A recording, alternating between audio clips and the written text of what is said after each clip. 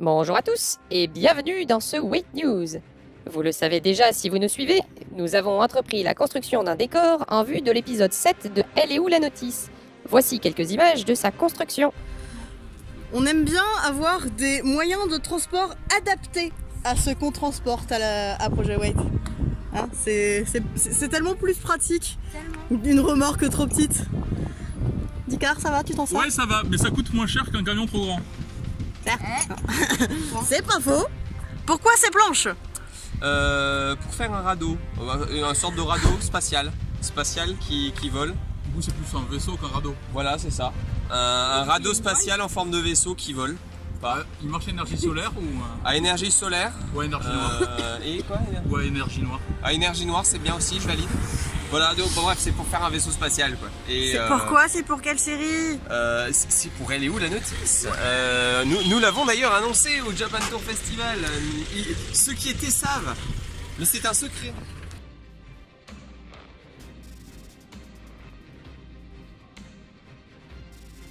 Ça a un petit goût de déjà-vu pour nous. La dernière fois que je me suis retrouvé sur une planche avec un crayon et cet équerre, on construisait un Tardis. Est-ce que tu vas le dire à chaque fois? Oui. Non, ben voilà, donc on commence les premiers. Voici les- On va tracer les premiers traits. Une planche. Alors moment anecdote. Quand on a construit le Tardis, tout au début, on était dans un garage où l'interrupteur de la lumière déconnait. Si bien qu'il y avait une position bien précise où ça allumait la lumière et si vous enfonciez à fond ça marchait pas et éteint c'était éteint. Du coup on passait toute la matinée à chercher la bonne position et on mettait un bout de scotch pour tenir le truc. Donc voilà, pour être éclairé, pour avoir de la lumière, on était obligé de faire ça tous les matins quand on faisait le Tardis pendant un bon moment. Et puis aujourd'hui, donc le Tardis il doit avoir 4 ans. maintenant, donc voilà, 4 ans plus tard, nous voilà en train de construire un décor. Et je vous invite à me suivre, vous voyez, on a bien repéré, on était là parce qu'on a besoin d'outils, là, on a bien repéré qu'il y avait des prises. Alors, regardez, c'est bien branché, on a une rallonge, elle est fonctionnelle, voilà, ici l'interrupteur est indiqué allumé, mais Visiblement, rien ne ça ne marche fonctionne. pas. Eh bien alors, venez, suivez-moi. Mais tu prends le scotch. Suivez-moi parce que le secret, je pense qu'on va pas le voir. Donc on va Oui, pas bah tu aller- vas. on va Si, pas va aller- là-bas. Secret d'histoire. Hop, et appuie sur le bouton. Voilà. Parce que oui, nous avons trouvé la seule prise qui fonctionne sur minuterie. Donc voilà, nous allons devoir mettre un bout de scotch sur la minuterie pour pouvoir avoir l'électricité de façon continue. Je ne veux pas présumer parce que c'est pas mon métier de la compétence de l'électricien qui a fait cette installation. Néanmoins, je pense que ça aurait pu être optimisé. Avec mes compétences tout à fait profanes, Pour tu le mets ton je le pense scotch. que ça aurait pu être optimisé. Donc, allons-y. Officiellement, je déclare la construction de ce vaisseau spatial ouverte. Donc jour 2, voilà, on a attaqué le sillage parce qu'en fait le premier jour avec notre petit crayon on a tracé des traits de coupe que maintenant on suit tant bien que mal avec notre petite et vaillante scie sauteuse. Elle a fait le Tardis, Elle- elle peut bien faire un vaisseau spatial de Elle a plus. fait le Tardis, c'est ça. Si elle ne perd pas les vis qui tiennent le patin. Mais parce que voilà. sinon il n'y aurait pas eu de problème. Il n'y aurait pas eu de problème, oui c'est ça. Le jour 1, on découvre que la minuterie, que la prise est reliée à la minuterie. Jour 2, on découvre que le patin de la scie sauteuse est dévissé et qu'on n'a pas de vis.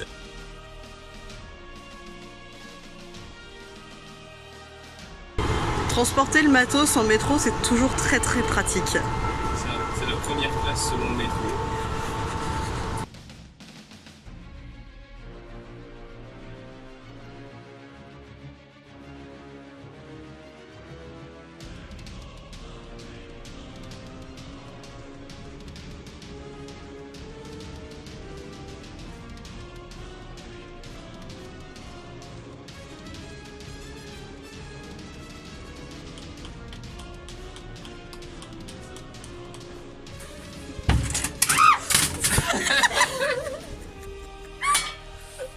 avec le petit cri Nali.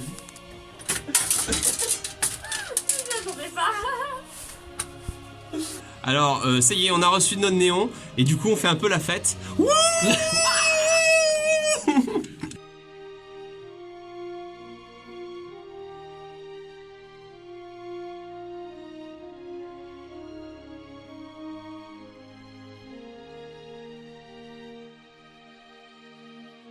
Et pendant qu'une partie de l'équipe se consacre à l'ingénierie spatiale, Tsukasa s'est chargé de construire les nombreux accessoires de ce nouvel épisode. Hello! Nous sommes dimanche soir et après une grosse période de blanc, je me suis enfin réveillée et je me suis rendu compte que j'avais quelques costumes et accessoires à finir pour le prochain Hello Notice. Voilà. Et du coup, c'est un peu Bagdad dans mon appartement, je vais vous montrer ça. Alors voilà, là par exemple c'est censé être un gouvernail de bateau, de vaisseau, de quelque chose. Je vous précise pas plus. Et pour la petite anecdote, les bouteilles en verre, j'étais censée mettre de la colle à pistocole là, comme merde, où est-ce qu'il est ? Comme celui-là là. Sauf que cette colle ne tient absolument pas. C'est de la colle de merde. Du coup, je me suis rendu compte que le papier mâché collait mieux que cette colle. Sans déconner, c'est une grosse blague. Bref. Ensuite là, le sac, là, il y a toutes les maquettes qui sont pratiquement finies d'être papier mâcheté. Bonjour, j'invente des mots. Et saupoudré d'enduit blanc. Donc je pense que demain ou après-demain, je passerai à la peinture. Donc une bonne couche de blanc et de gris. Et puis après, tout ce qu'il faut pour décorer un petit vaisseau, voilà. Ça c'est des tapis de sol qui vont être prévus pour un costume. Ensuite là nous avons une magnifique frise qui naît... Oh là là merde, je fais de l'ombre.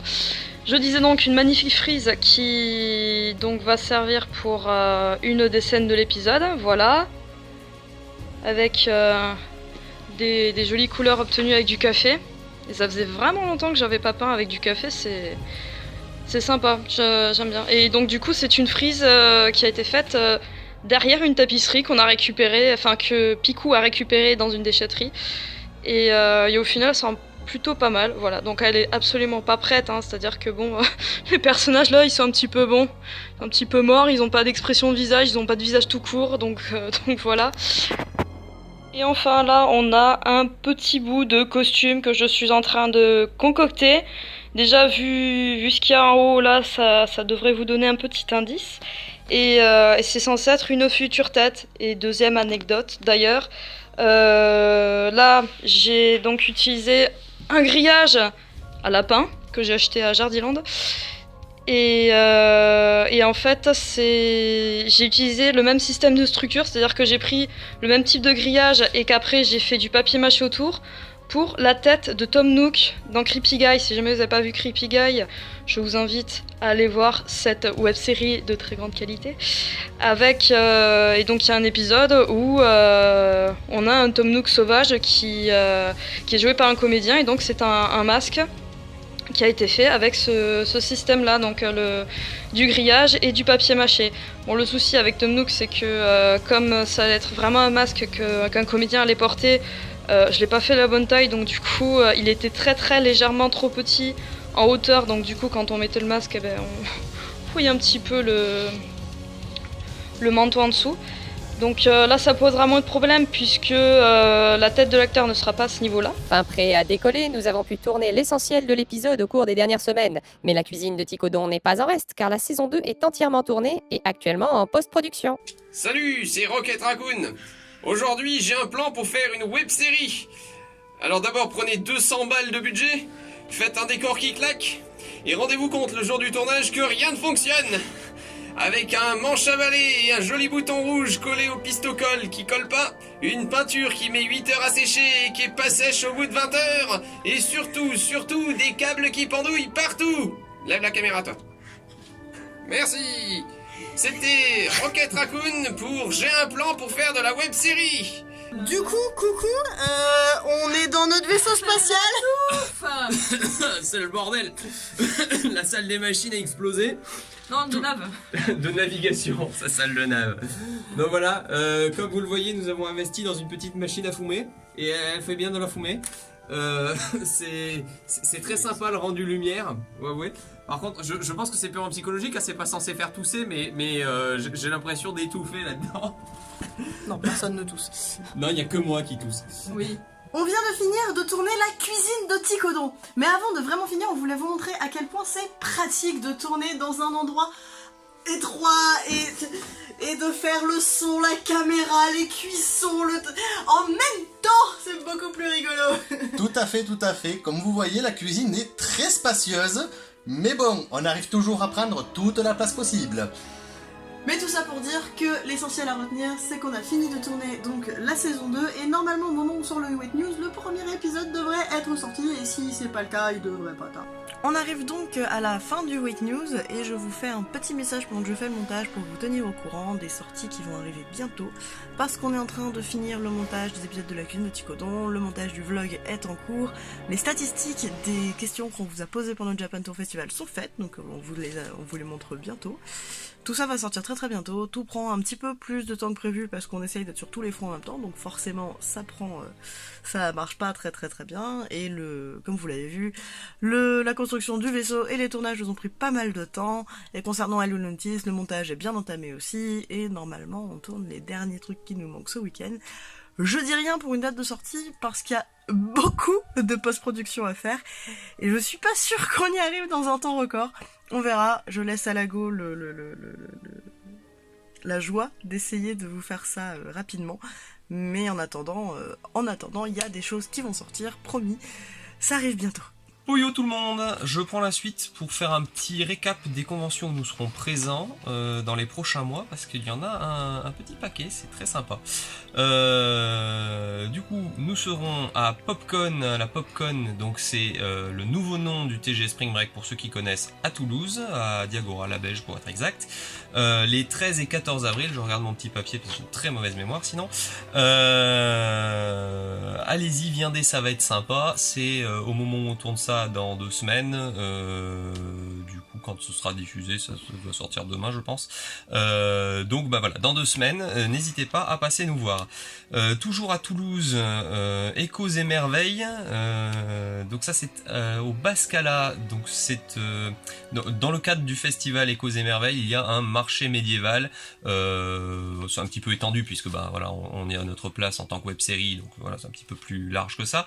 Le marché médiéval est gratuit si je dis pas de bêtises, et le soir vous avez toute une série de concerts. Alors le soir des 3 jours je crois, oui, 26, 27, 28, pourquoi j'essaie de réfléchir, c'est sur le papier. Vous avez donc des concerts, je vous conseille de regarder la programmation, ça promet d'envoyer du lourd, et donc voilà, la journée vous avez le marché médiéval, le soir les concerts, viendez, là encore ça va être très sympa. Le suivant, petite mention spéciale parce que le suivant c'est spécifiquement grâce aux tipeurs et utipeurs, à ceux qui nous soutiennent, que nous pourrons nous y rendre parce que bah voilà, financièrement ça a permis de débloquer ça. Donc un grand merci. Nous serons à la PopCon Narbonne, donc Narbonne c'est la première fois qu'on y va. Je suis là encore très content parce que ça nous fait un petit peu visiter, voilà. Bon, PopCon, pareil, même organisateur que PopCon Toulouse, d'où le nom d'ailleurs, mais à Narbonne. Donc Narbonne je connais pas du tout, je peux pas en dire beaucoup plus, c'est les 25 et 26 mai, devinez quoi, viendez, ça va être sympa. Ensuite, bah, toujours très content de le dire, nous serons au Geek Ferries les 7, 8 et 9 juin. Le 7 c'est le vendredi, c'est la nocturne, le 8 donc samedi 8 journée et nocturne, et le dimanche la journée. Ensuite on est triste parce qu'on part, on rentre à la maison. Japan Natsu ensuite, 24 et 25 août. Alors peut-être que vous avez déjà entendu ça parce que l'an dernier c'était organisé par TGS événements, maintenant c'est Calme-toi Organisation qui organise ça. C'était un événement gratuit sur un jour, un tout petit à Diagora-la-Beige, et cette année ça grossit, ce sera sur 2 jours. Alors ce n'est plus gratuit, mais voyant les tarifs, j'ai quand même envie de dire que c'est symbolique parce que je crois que c'est 5 € pour les 2 jours, et si vous précommandez une place, vous en avez une deuxième pour les 2 jours pour quelqu'un d'autre. Donc voilà, ça fait 5 € les 2 fois 2 jours, je trouve que c'est tarif extrêmement généreux. Du coup, bah voilà, nous y serons. 24 et 25 août, je sais pas ce que je répète ou pas puisque ça date de la prise précédente. Mais en tout cas, bref, j'ai envie de dire, viendez, ça va être sympa. Voilà, donc j'ai fait le tour. Japan Natsu, comme Popcorn Narbonne d'ailleurs, nous y sommes parce que tipeurs et utipeurs nous soutiennent. Encore une fois, merci beaucoup à eux. Et puis, bah écoutez, on vous dit à bientôt, du coup, pour la prochaine échéance Popcorn Toulouse et suivante. À très vite! C'est tout pour ce mois-ci. Comme toujours, un grand merci aux tipeurs et utipeurs. Toute l'équipe espère vous retrouver en convention et vous donne rendez-vous sur la chaîne et les réseaux pour découvrir tous ces nouveaux contenus. À bientôt!